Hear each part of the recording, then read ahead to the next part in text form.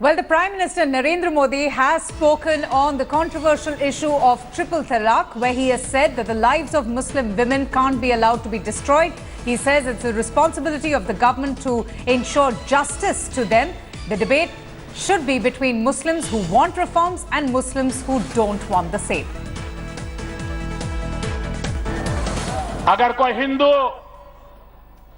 मां के गर्भ में बेटी को मार देगा तो उसको जेल के सलाखों के पीछे जाना पड़ेगा।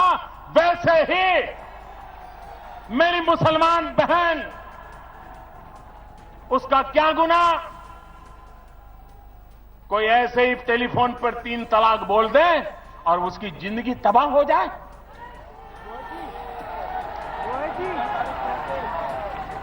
क्या मुसलमान बेटियों के हकों की रक्षा होनी चाहिए कि नहीं होनी चाहिए? क्या मुसलमान माताओं बहनों को रक्षा मिलनी चाहिए कि नहीं मिलनी चाहिए? क्या मुसलमान बहनों को समानता का अधिकार मिलना चाहिए कि नहीं मिलना चाहिए? कुछ मुस्लिम बहनों ने अदालत में अपने हकों की लड़ाई लड़ी। सुप्रीम कोर्ट ने हमें पूछा कि आप भारत सरकार क्या कहती है? हमने साफ साफ अपने शब्दों में कहा कि माताओं बहनों पर कोई अन्याय नहीं होना चाहिए, संप्रदाय के आधार पर भेदभाव नहीं होना चाहिए। Okay, so a big and an important statement coming in from the Prime Minister. We have with us India Today's executive editor Javed Ansari. Javed, the Prime Minister himself making a statement on the controversial triple talaq and literally taking it upon himself and the government now to protect and defend the rights of Muslim women. Yes, he spoke for gender justice, spoke out against female infanticide. Prime Minister lending his shoulder to the wheel, and he's framed the debate in a larger context, which is gender justice. And he said the onus is now on those who are in favor of gender justice, who are in favor of giving rights to Muslim women, and those against. And he said, let's leave it to the community to resolve it and to find a way out. I think that's a practical and a wise step forward, and I hope this message is not lost out on those within the Sangh Parivar who have jumped into the fray and taken it upon themselves to try and milk it for whatever political dividends it has. This is an issue which I think the Prime Minister has chosen the right approach, and he needs to be supported on this. But is this only about gender justice, Javed? Because very recently the All India Muslim Personal Law Board rejected the questionnaire by the Law Commission and, clearly stated out to the government that they will not allow anybody to interfere in their internal affairs or laws. The reason for doing it is, if you've gone through the questionnaire I have, the first question itself doesn't talk of gender justice or reforms in laws pertaining to marriage. It says uniform civil code. Now, when you do uniform civil code, there's a larger ambit to this, and this is what raises a red flag. This is what people find very suspicious.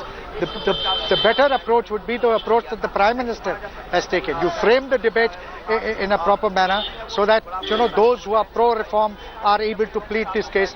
If it is being seen as it being thrust on them from the outside, then the greater the resistance. Yes, absolutely. And there's also a fine line between the two, isn't it, Javed? But I have with us now Zakia Suman, a noted activist. Zakia, how would you respond to the Prime Minister's statements? He himself defended Muslim women and rejected outrightly triple talaq. Do you feel reassured that this statement is coming in from the Prime Minister, who's taken it literally upon himself and his government to ensure that the rights of Muslim women indeed are safeguarded? Avantika, I really welcome the statement made by the Prime Minister. I really appreciate that, it's coming from the highest office in our country. And the Muslim women have been struggling for gender justice within the Quranic rights, as well as, within the constitutional framework. And the statement by the Prime Minister saying that triple talaq should be abolished is a very, very welcome and very, very significant statement. I really hope that all the patriarchal forces who are trying to sort of, quiet down the voices of the Muslim women will recognize that The demand for change is coming from all sections of our society. The demand for change is being led by the women themselves. And the Constitution of India and the laws in our country, as well as the Quranic principles of gender justice, demand that this kind of inequality and discrimination of we Muslim women comes to an end. And in this regard, the statement by the Prime Minister is really significant, because it is also the constitutional obligation of the state. Yes. And it's the constitutional obligation of all elected representatives and those sitting in the government to enable gender justice to take place. Yes. So this statement coming from the Prime Minister is huge, assumes huge significance, keeping in mind all these things. And I really appreciate it. You, ma'am, welcome the statement, but the statement might just not go down too well within the All India Muslim Personal Law Board, who have very different views when it comes to the triple talaq. They don't think it is medieval, patriarchal, or, for that matter, shameful or doing injustice to Muslim women in India. In fact, they have outrightly rejected the questionnaire by the Law Commission as well. Too bad if it doesn't go down well with the Personal Law Board, Avantika, because the Personal Law Board does not represent us. It does not represent the Muslims in India. It certainly does not represent us Muslim women. They are self-appointed custodians of religion, and despite of the fact that triple talaq is not Quranic, they are fighting to preserve this un-Quranic practice. Now, what do you make of them? So it is not at all about religion. It is about patriarchy masquerading as religion. And it's high time that the Personal Law Board recognizes that they are in the wrong. They have always been in the wrong, Quranically speaking and constitutionally speaking. It is high time they recognize their own irrelevance, because they are not able to, concede any demand of justice coming from the Muslim women. So it's too bad. And I think they should be disbanded, and the Personal Law Board should go home. All those men there, all those patriarchs there have caused sufficient damage to the Muslim women. They have caused sufficient disservice to the Muslim community, and they have given, they have brought sufficient bad name to the religion of Islam.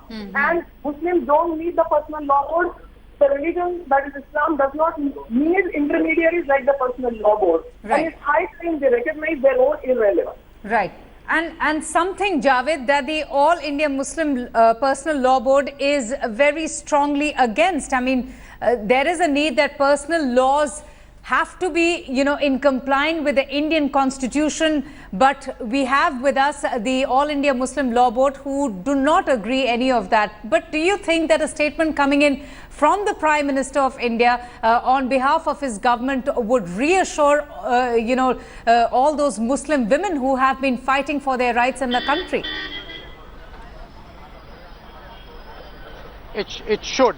It should not just reassure women, but it should also have a salutary effect on the surcharge debate that is that is happening around this issue. Much of it is ill-informed. Much of it is based on fears, real or mostly imaginary. Therefore, there has to be a debate, and there needs to be a proper, objective, transparent public discourse, where people need to be told that when you talk of change, when you talk of gender justice, or even when you talk of a uniform civil code that does not interfere with the way you practice your religion, that freedom will be there. It's only on questions of inheritance, on question of adoption, on question of marriage, and on question of divorce that there needs to be a common law, so that the law of the land prevails, and to ensure that there is justice for women. Absolutely. Absolutely. Javed, just stay with me. Zakir, I'll just come to you. We would just like to play out the soundbite of the Prime Minister while he was addressing a rally in Bundelkhand, where he made the statement on triple talaq. अगर कोई हिंदू मां के गर्भ में बेटी को मार देगा तो उसको जेल के सलाखों के पीछे जाना पड़ेगा। वैसे ही मेरी मुसलमान बहन, उसका क्या गुनाह? कोई ऐसे ही टेलीफोन पर 3 तलाक बोल दे और उसकी जिंदगी तबाह हो जाए?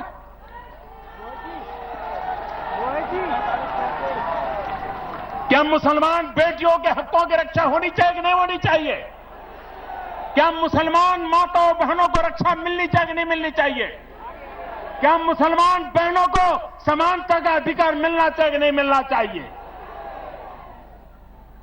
कुछ मुस्लिम बहनों ने अदालत में अपने हकों की लड़ाई लड़ी।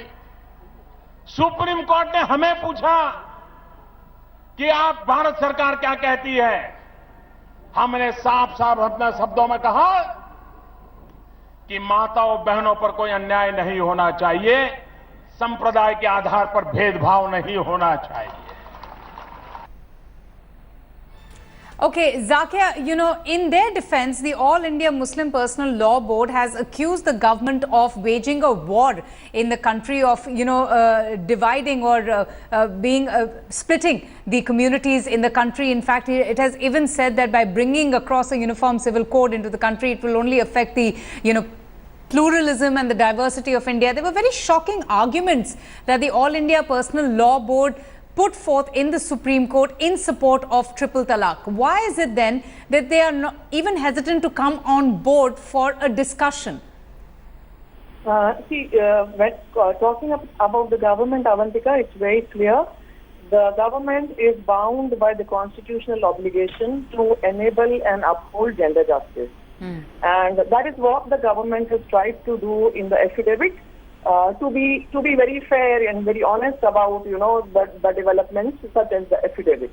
Now, talking about the personal law board, since they have no argument for continuance of triple talaq, they are on the back foot.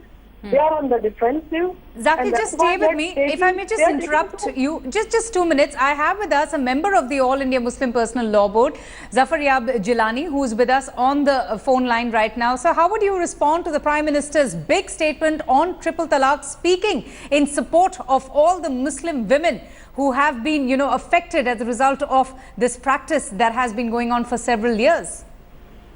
Firstly, I would like to say that perhaps Muslim women have not at all authorized the Prime Minister to speak on their behalf. That is why we said that let us have a referendum or in some way to elicit the opinion of Muslim women in any part of the country. We are carrying on this campaign and we will let you know within 50 days how many Muslim women are writing that they don't want any change in personal law. So how do we speak on behalf of Muslim women? He must have a certainty with their wishes. It is not that only few persons who are coming on television, they represent the entire Muslim women number about 10 crore. So we challenge the Prime Minister on this account and we ask him to hold a referendum in any part of the country to know the view of the Muslim women. No, but sir, if you're challenging the Prime Minister, why reject the questionnaire that was given by the Law Commission? There is no harm to sit across the table and have a debate or a dialogue over certain matters that, concern the security or the basic rights given to Muslim women in our country. No, what the right has been given to the Muslim women by the Constitution of India. And that is why we say that you ask the Muslim women themselves whether they want any change in Muslim personal law.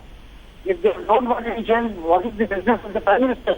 Because their personal law is protected by the Fundamental Rights Act.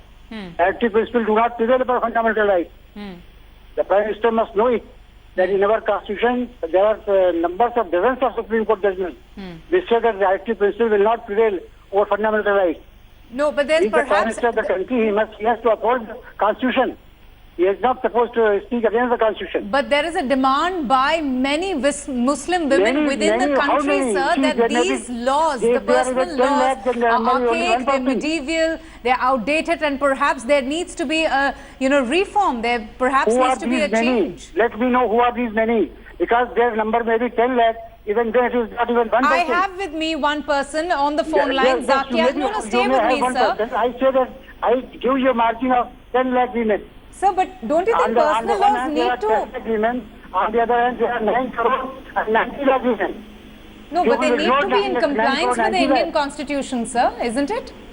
It is their fundamental right not to get interfere with their personal laws. It is their fundamental right. Zakia, how would you respond to that? And so, four judges of Supreme Court are there. It just illustrates what I said, that the question is about their patriarchal mindset. It's not about religion, actually. Because as per religion, Muslim women are equal. You know, they are not lesser to any men. There is Yeah, no I'm unable to discrimination listen to in what men. my other panel member is speaking. No, I'm sir, she unable to says listen that to this it. is reflective of the patriarchal mindset of the Exactly. All India Muslim No, Personal no, Law this is Board. not so. What the Supreme Court says, you have to follow it. Supreme Court has categorically said in that Ahmedabad Women's Group case that personal laws cannot be tested on the basis of Article 14 and 15. This is the Supreme Court has said so in the Matra Ayed case. It's a case of Hindu personal law. What the Supreme Court has been saying so far, we are following that. Let the Supreme Court decide again. Zakia, and you're the main petitioner in this case. Why don't you go ahead? Yeah, of course, we are very confident that we will get justice in the Supreme Court. And we are also equally for upholding all the principles of pluralism and diversity in our constitution. We are also upholding the right to religious freedom, guaranteed by our constitution. But nowhere does right to religious freedom mean that men have a precedence over women. Nowhere right to religion means that men to subjugate women. That is Yes. the kind of meaning these people seem to have adopted. Well- and that is totally not tenable in law. That is not tenable ethically speaking, morally speaking, religiously speaking. And they know that they are going to lose this case badly. And that's why they are resorting to this kind of fear mongering. Okay. They are mixing up the issue of triple talaq with, they are misleading the community that there is an attack on Sharia, that there is an attack on our Muslim identity. They are Right, spreading Zakia. these kind of falsehoods in the community. Okay. Because their stand is not justifiable, Quranically speaking, legally speaking, All right. constitutionally speaking. So All they right. are clear. So we'll have to leave it to the court now to take the final call, the final decision. But I can't get a response from Mr. Jilani. He has disconnected the phone for now. Zakia, thank you so much, and Mr. Jilani for joining us.